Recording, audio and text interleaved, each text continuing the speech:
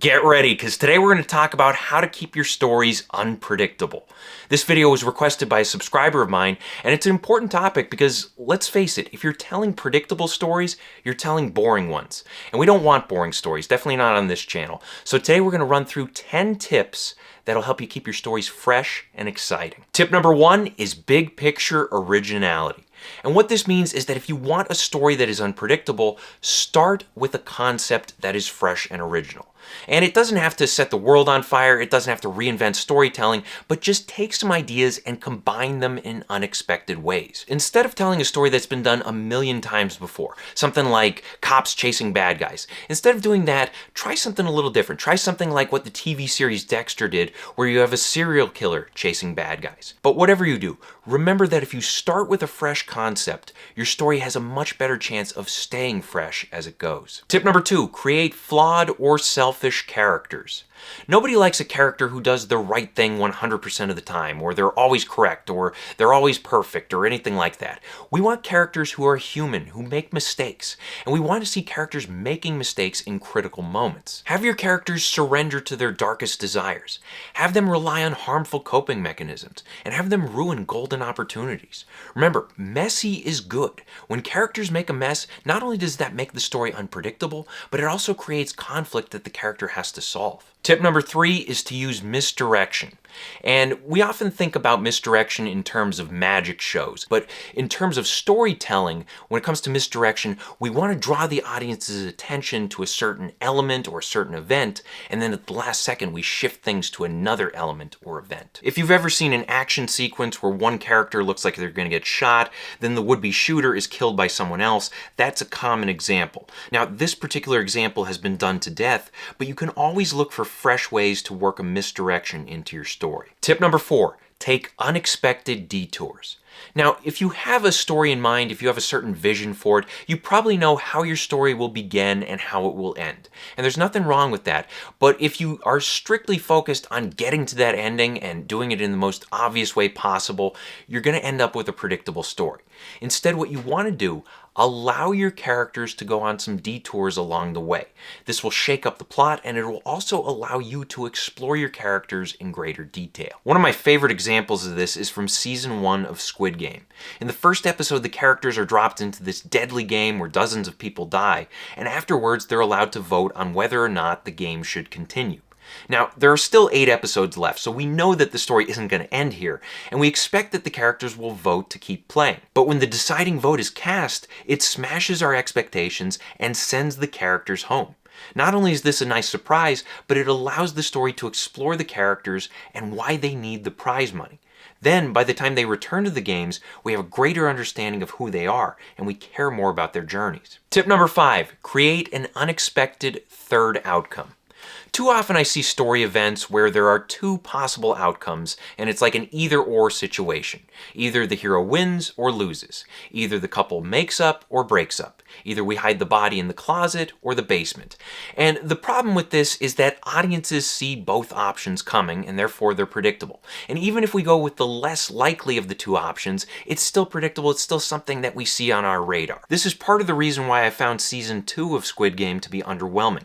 In an early episode, there's this drawn-out voting session where the final vote is meant to decide the outcome.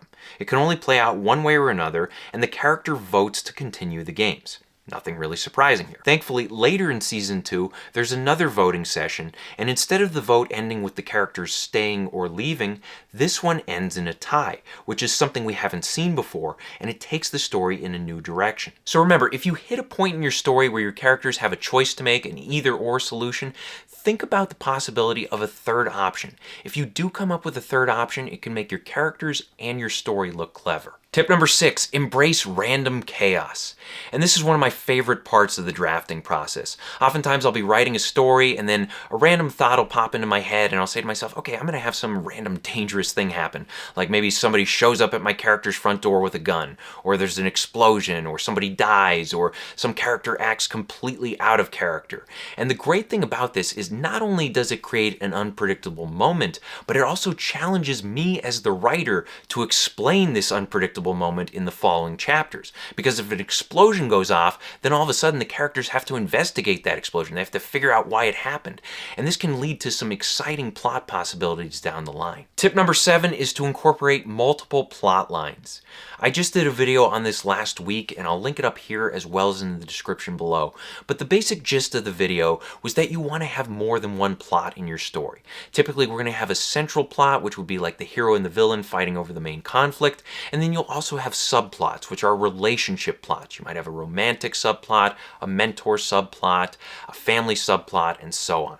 And the thing is, if you have multiple plots in your story, you can have them overlap at key moments and create surprising outcomes that light up your story. Tip number 8 is to unleash a good plot twist.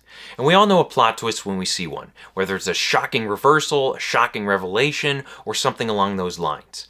And the way to pull off a plot twist is by using a simple 3-step method: setup, false comfort, and surprise. First off, you have the setup, and early on you need to play fair with your audience. Provide necessary details and clues that will lead to the big betrayal or revelation later on.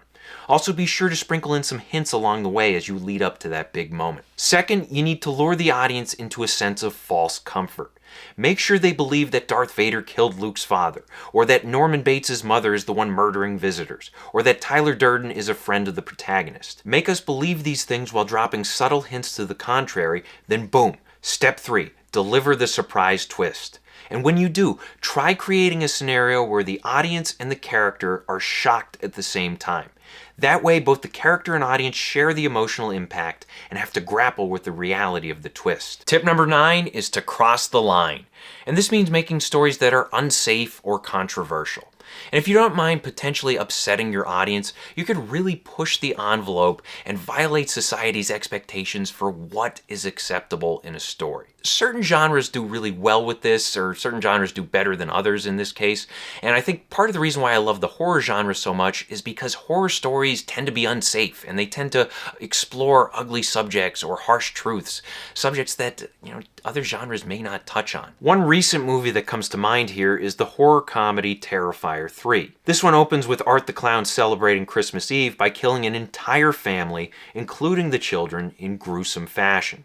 The scene sets the tone by showing that nothing is off limits and nobody is safe within this story. Now, a lot of audiences walked out on this movie, but at the same time, many others enjoyed this bold approach to dark comedy, and the franchise has been gaining in popularity ever since. Depending on the type of story you're writing, this tip may or may not work for you, but if you can afford to make your story feel unsafe, it'll definitely feel unpredictable. Finally, tip number 10 is to remember that unpredictability requires variety. Now, I just gave you a bunch of different techniques that you can use to make your stories more unpredictable. But if you like one particular technique and you keep using that one over and over and over again, if it's misdirection, misdirection, misdirection all the time, eventually your audience is going to catch on and the effect is going to be diminished. You don't want that. You don't want to lose the battle. So look to incorporate different techniques over the course of your story.